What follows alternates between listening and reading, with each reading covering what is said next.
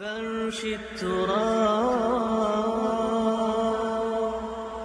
يضمني وهو غطائي. تو اب دو مسئلے میں یہاں حل کر دوں.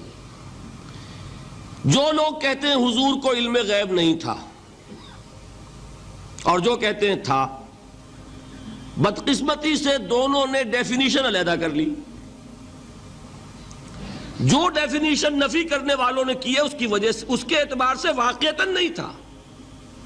انہوں نے ڈیفینیشن یہ کی ہے، تعریف یہ کی ہے، وہ علم جو خود حاصل ہو جائے. اللہ کا عطا کردہ علم جو ہے وہ کہتے ہیں وہ غیب نہیں ہے. تو وہ بھی مانتے ہیں کہ ہر علم جو حضور کو حاصل ہے وہ اللہ کا عطا کردہ. میں سائی والی میں یہ سارے مرحلے میں نے طے کیے نا اپنے زمانہ طالب علمی میں.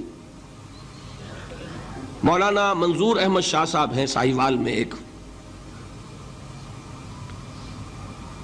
میں ان کے پاس حاضر ہوا. میں نے کہا جی یہ مسئلہ کیا ہے علم غیب کا، مجھے ذرا سمجھائیں.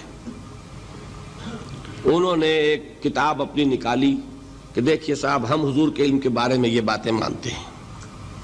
حضور کا علم حادث ہے، قدیم نہیں ہے. حضور کا علم محدود ہے، لا محدود نہیں ہے.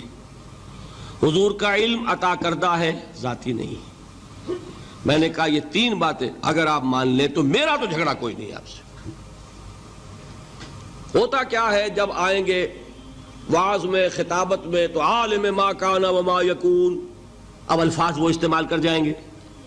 ایک واعظ ہے، عام مقرر ہے، واہ واہ ہوتی ہی نہیں، نعرے لگتے ہی نہیں، محفل میں گرمی آتی نہیں جب تک کہ ایسے مبالغے نہ کریں. لیکن وہ چیز لکھی ہوئی ان کے ہاں ہے کہ حضور کا علم حادث ہے، قدیم نہیں ہے. حضور کا علم محدود ہے، لا محدود نہیں ہے.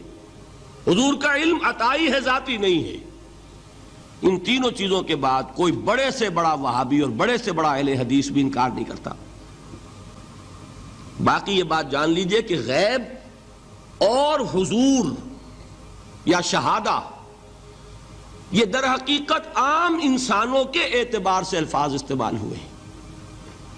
جب قرآن میں کہا جاتا ہے عالم الغیب والشہادہ، اللہ غیب اور جو ظاہر ہے یا موجود ہے سب کا جاننے والا ہے، تو مجھے بتائیے اللہ کے لیے کوئی غیب ہے؟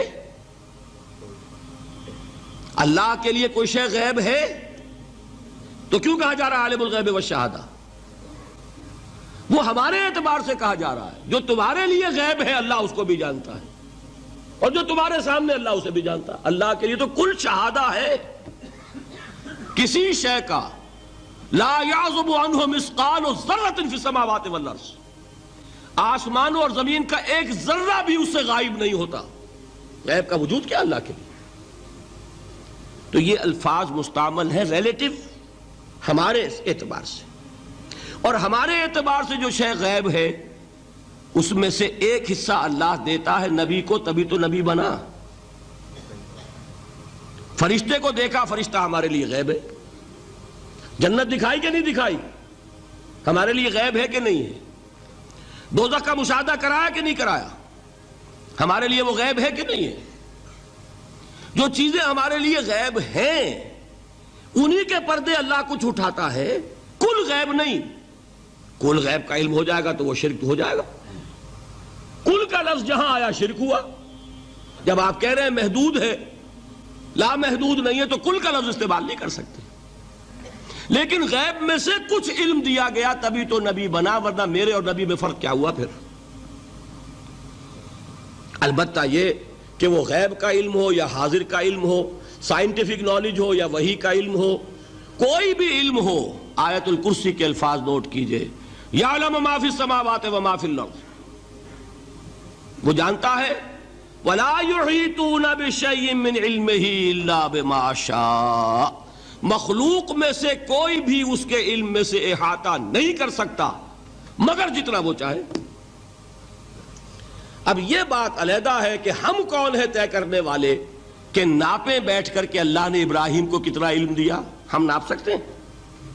عیسیٰ کو کتنا دیا ہم جان سکتے ہیں؟ تو ابراہیم کا، موسیٰ کا، عیسیٰ کا نہیں ناپ سکتے تو محمد الرسول اللہ کا کہاں ناپیں گے؟ یہ پاگل پن ہے، یہ ہے جو غلطی ہوتی ہے۔ ہم کون ہیں طے کرنے والے؟ اللہ نے اپنے نبی کو دیا جو دیا، بات ختم۔ کل نہیں کہیں گے، کل کہا شرک ہو جائے گا، ذاتی کہا شرک ہو جائے گا۔ عطائی ہے، جو دیا اللہ نے دیا، اور کل نہیں دیا، جتنا چاہا دیا، ہے حادث قدیم نہیں۔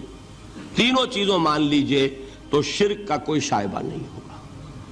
باقی جہاں ایک طرف قرآن میں وہ آیات ہیں کہ اللہ کے غیب کو کوئی نہیں جانتا، ٹھیک، وہاں یہ بھی ہے کہ لا یظہر غیبہ، لا یظہر علی غیبہ الا من ارتضی بالرسول، وہ اپنے غیب پر قابو نہیں دیتا مگر اپنے رسول میں سے جس کو چاہے۔ یہ دونوں آیتیں قرآن کی ہے کہ نہیں؟ اسی لیے در حقیقت جو غیب کی نفی کرتے ہیں حضور سے، وہ کہتے ہیں کہ از خود معلوم ہونے والی شے غیب ہے۔ ہم کہتے ہیں از خود تو کوئی بھی شے کسی کو معلوم نہیں، ہمیں حاضر کا علم بھی اللہ ہی دیتا ہے تو ہوتا ہے، غیب کا تو بہت دور کی بات ہے۔ یہ مسئلے بڑے سیدھے ہیں، خام خواہ ہم نے پیچیدہ بنایا ہوا ہے۔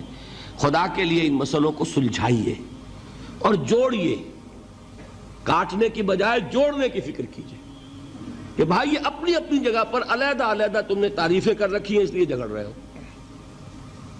ورنہ دونوں باتیں صحیح ہیں۔